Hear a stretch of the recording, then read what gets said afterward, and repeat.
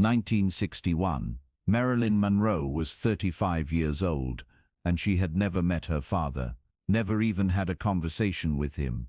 Her entire life, she'd been told his name was Stanley Gifford, a man who worked at the film lab, where her mother Gladys had been employed in 1925. A man who got Gladys pregnant and then disappeared. A man who refused to acknowledge that Marilyn was his daughter. But in 1961, Marilyn decided she was done wondering, done hoping, done waiting for a father who would never claim her. She hired a private investigator, got access to new DNA testing technology that was just becoming available, and she proved it. Stanley Gifford was her biological father. The science confirmed it. So Marilyn picked up the phone and called him. The conversation lasted less than 2 minutes. Stanley's voice was cold, firm, final. "You are not my daughter.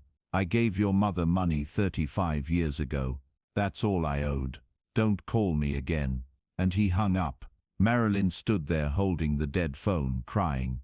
But what she didn't know yet was even worse. What the private investigator would discover in the following weeks.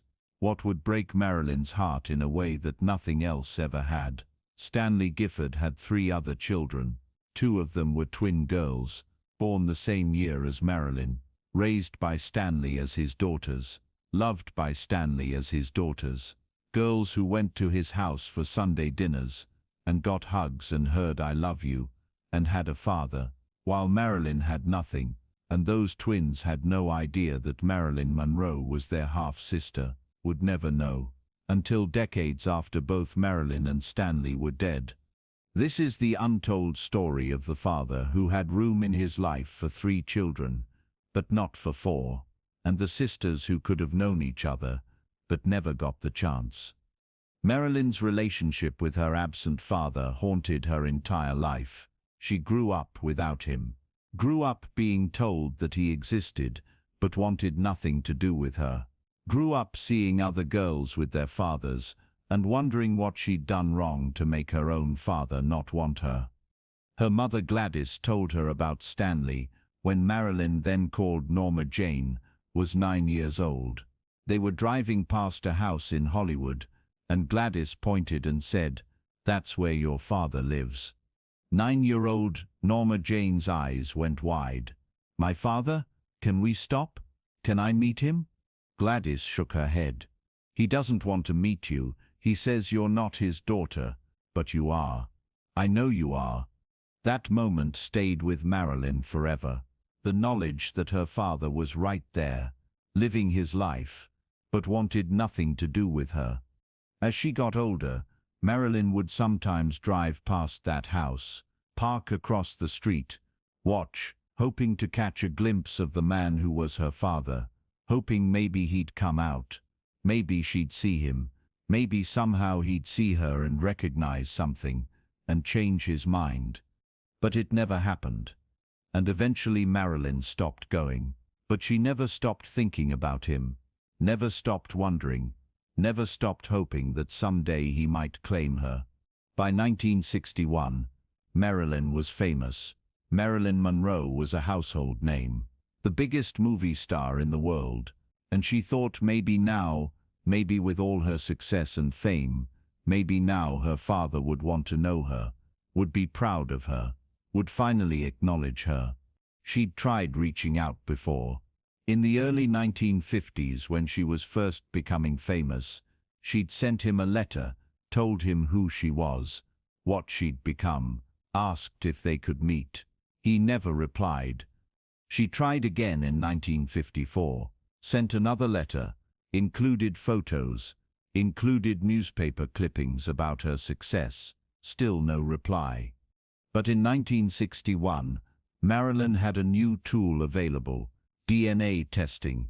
It was very new technology, very expensive, not admissible in court yet, but it existed, and Marilyn wanted proof. Wanted science to confirm what her mother had told her, wanted to be able to say definitively that Stanley Gifford was her father. She hired a private investigator, a man named Fred O'Tash, who specialized in Hollywood cases. Fred got a sample of Stanley's DNA. Marilyn got her own DNA tested, and the results came back. 99% probability that Stanley Gifford was Marilyn Monroe's biological father. Marilyn held that piece of paper and cried, because now she had proof. Now he couldn't deny it. Now science said what her mother had said all along. She was his daughter, and he had to acknowledge that.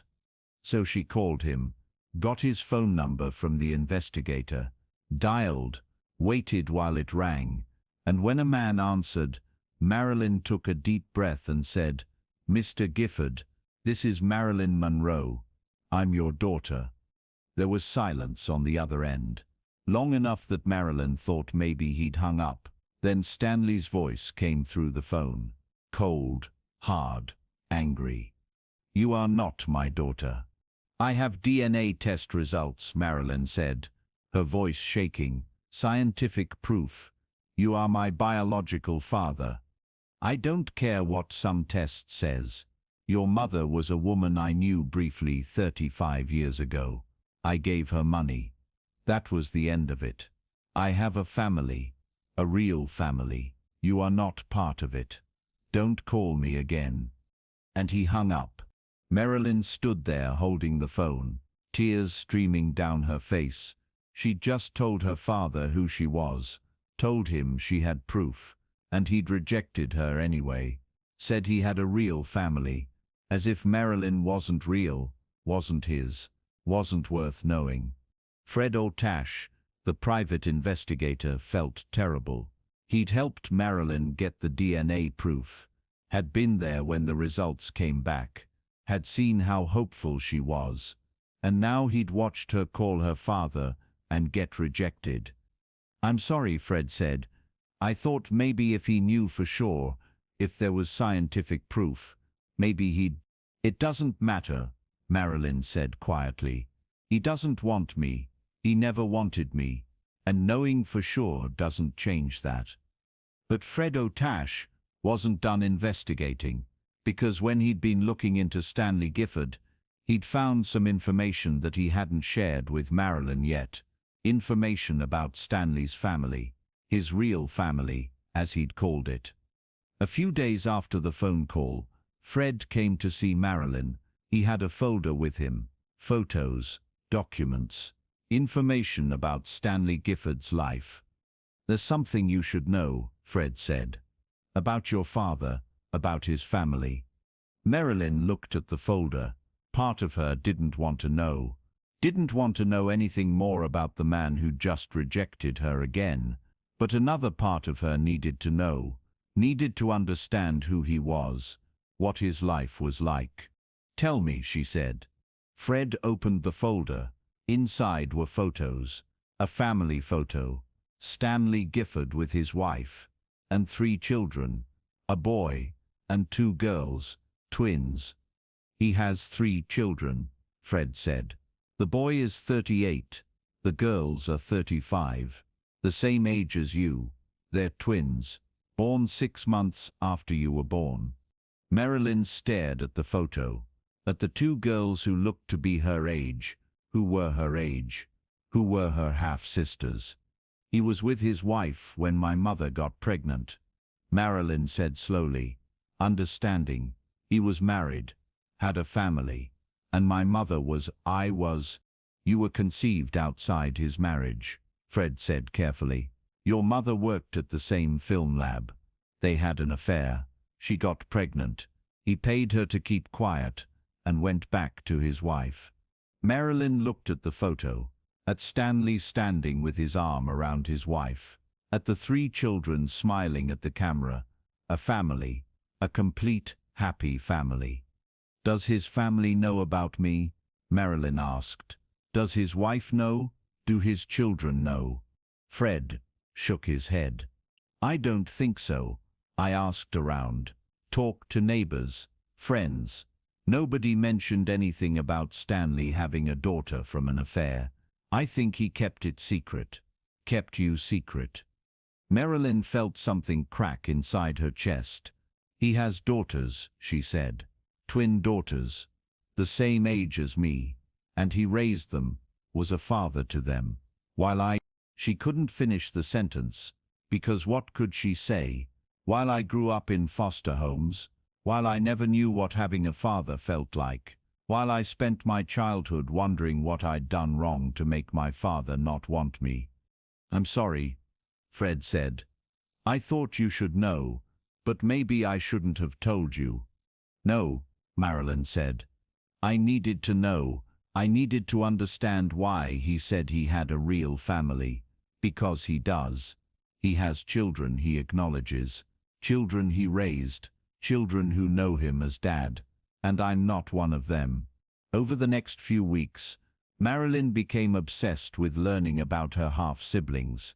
She had Fred follow up, get more information, find out everything he could about Stanley Gifford's family.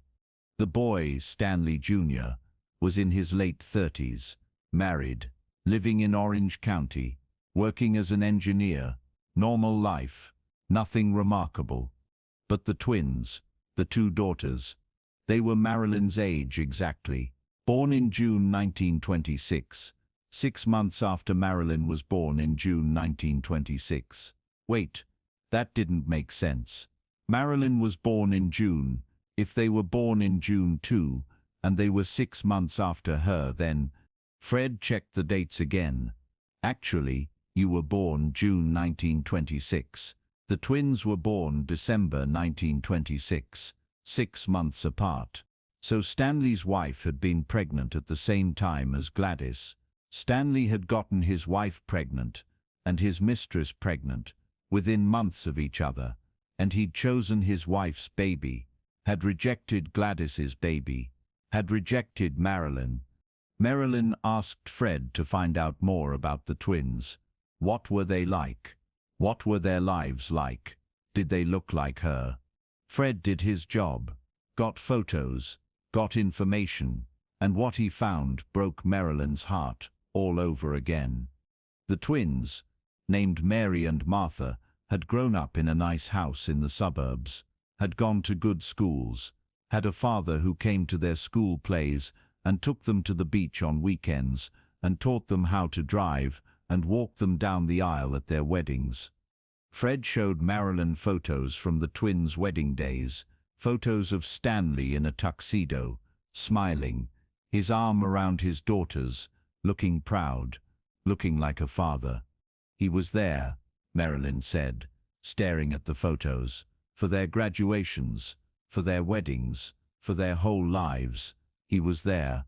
She thought about her own life, growing up in 11 different foster homes, never having a father at her school plays because she didn't have a father, never learning to drive from a dad because she didn't have a dad, getting married at 16 to escape the foster system, and having no father to walk her down the aisle.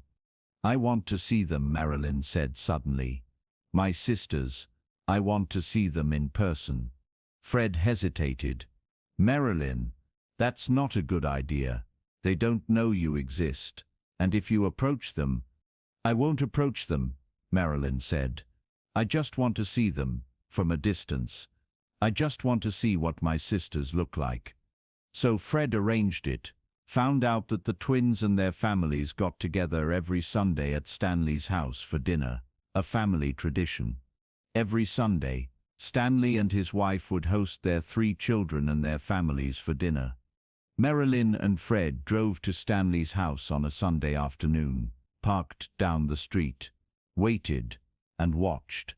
Around 4 o'clock, cars started arriving. First came Stanley Jr. with his wife and 2 kids. Then came Mary with her husband and baby. Then came Martha with her husband. Marilyn watched from the car as her half-siblings went into the house, watched as Stanley came out to greet them, watched as he hugged his grandchildren, watched as he put his arm around Mary, said something that made her laugh. He's a good father, Marilyn said quietly. Look at him. He's a good grandfather. He loves them. Fred didn't say anything. What could he say? They sat there for 3 hours, until the sun started to set. until the families started leaving. Marilyn watched Mary and Martha hug their father goodbye, watched Stanley wave from the porch as his children drove away. "He could have been that for me," Marilyn said. "He could have been my father too, but he chose not to be." Fred drove Marilyn home. She was quiet the whole way. When they got to her house, she said, "Thank you for finding this information, for showing me. Now I know." "Know what?" Fred asked. "That it wasn't about me," Marilyn said. "I spent my whole life thinking I must have done something wrong, must have been wrong somehow. That's why my father didn't want me. But it wasn't about me. He's a good father to his other children. He just didn't want to be a good father to me. Because I was from the wrong mother. Because I was a mistake. Because acknowledging me would mean admitting his affair. And he chose his reputation over his daughter." Marilyn asked Fred to keep watching the family, to update her if anything important happened, and Fred did. For the next year until Marilyn died, Fred would occasionally send her updates. Mary had another baby. Martha moved to a new house. Stanley Jr. got a promotion. Normal family updates about a family. Marilyn was not part of. In August 1962, Marilyn Monroe died. The news was everywhere. The whole world mourned. And Fred Otash thought about the family that didn't know they'd lost a sister. He wondered if he should tell them, if Mary and Martha should know that Marilyn Monroe had been their half-sister. But he decided against it. Marilyn had made him promise never to contact them, never to tell them.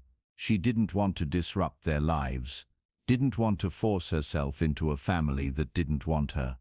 So Fred kept the secret, and Mary and Martha Gifford lived their lives never knowing that the most famous actress in the world had been their sister. 3 years later, in 1965, Stanley Gifford died. He was 70 years old. At his funeral, his 3 children stood by his casket and mourned him, talked about what a wonderful father he'd been, how much he'd loved them, how present he'd been in their lives. And not one person at that funeral mentioned Marilyn Monroe, because Stanley had taken the secret to his grave, had never told his wife, had never told his children, had died with them believing he'd only had 3 children, when he'd actually had 4. The secret stayed buried for 35 years, until the late 1990s, when DNA testing became much more common and much more accurate, and genealogy websites started appearing, and people started discovering family connections they never knew about. In 1999, a woman named Mary Gifford Herman, then in her early 70s, submitted her DNA to a genealogy website, just curious about her heritage, curious about distant relatives, not expecting anything shocking. And the website matched her DNA to Gladys Pearl Baker, listed as a close genetic relative, parent or sibling. Mary was confused. She didn't know anyone named Gladys Pearl Baker, wasn't related to anyone by that name. Must be a mistake. But she Googled the name anyway, just to see, and found out that Gladys Pearl Baker was Marilyn Monroe's mother. Mary's hands were shaking as she read, Marilyn Monroe, born Norma Jane Mortensen. Mother, Gladys Pearl Baker. Father, unknown but suspected to be Stanley Gifford. Stanley Gifford, Mary's father. Mary called her twin sister Martha immediately. It took months of research, of DNA comparisons, of going through old records. But eventually, they confirmed it. Stanley Gifford had been Marilyn Monroe's biological father, which meant Mary and Martha were Marilyn's half-sisters. The twins were in their 70s when they found out. Marilyn had been dead for 37 years. Stanley had been dead for 34 years. There was no one left to ask, no one left to explain. Just DNA evidence and old rumors, and a secret that had been kept for 50 years. In interviews years later, Mary and Martha talked about finding out, about the shock, about the grief of learning they'd had a sister and never known her, never had the chance to know her. Our whole lives, Marilyn Monroe was this icon, Mary said. This beautiful, famous person we saw in movies and magazines. We had no idea she was our sister, that she was family. I keep thinking about all the times our father must have seen her on screen, Martha added. Must have seen her in newspapers. Must have known who she was. And he never said anything, never told us, never told her, just kept the secret. They learned from Fred Otash's files, which were eventually made public, that Marilyn had known about them, had watched them, had seen them at their father's house, had known she had sisters, and had chosen not to disrupt their lives. She knew about us, Mary said, crying. She knew we existed, and she never told us. She protected us from the truth, didn't want to hurt us, or hurt our family. And all I can think is that I wish she had. I wish she'd knocked on our door and said, "I'm your sister," because we could have known her, could have loved her, could have been family. The twins went through old family photos with new eyes, looking at pictures of their father, wondering what he'd been thinking, how he'd lived with the secret, how he'd rejected one daughter while raising two others.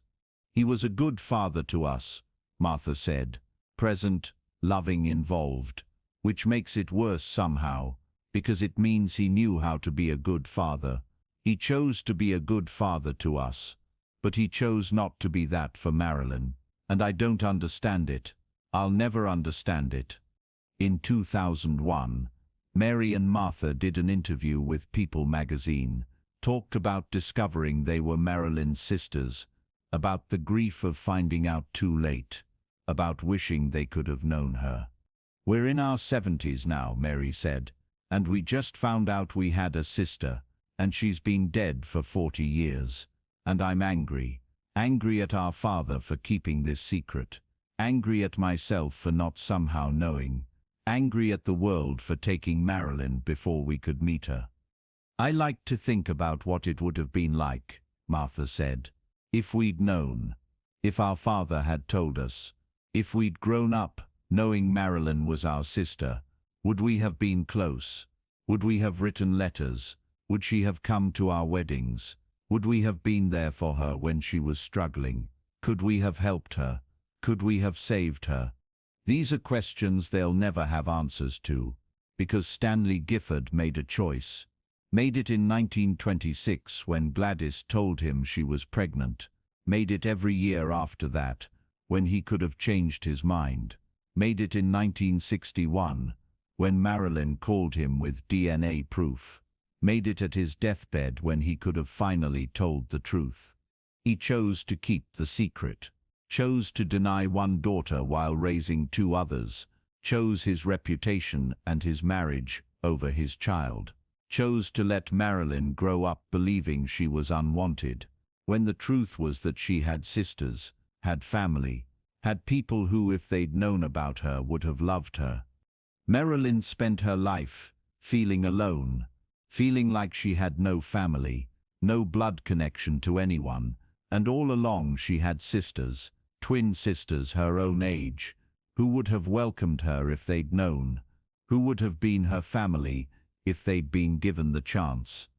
But they were never given that chance, because a father chose silence, chose secrets, chose some children over another.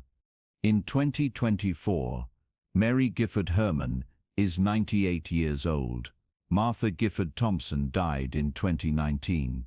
They spent the last 20 years of Martha's life, and the years since, trying to honor the sister they never knew. They've spoken publicly about Marilyn, about their connection to her, about the tragedy of not knowing. She was our sister, Mary says now, and I never got to tell her, never got to hug her, never got to say, "I'm so sorry our father treated you that way. You deserved better. You deserved a family. You deserved to know that you had sisters who would have loved you." If this story breaks your heart the way it breaks mine, subscribe for more untold stories about Marilyn Monroe's life. Hit that like button if you believe every child deserves to be claimed by their father. And tell us in the comments, did you know Marilyn had twin sisters who never knew about her? What would you say to Mary and Martha if you could? Sometimes the saddest stories are about the families that could have been, the connections that almost happened, the love that was possible but never realized. Marilyn Monroe had sisters. They could have known each other, could have been there for each other, could have been family, but a father's secrets kept them apart, until it was too late, until Marilyn was gone and all that was left was regret.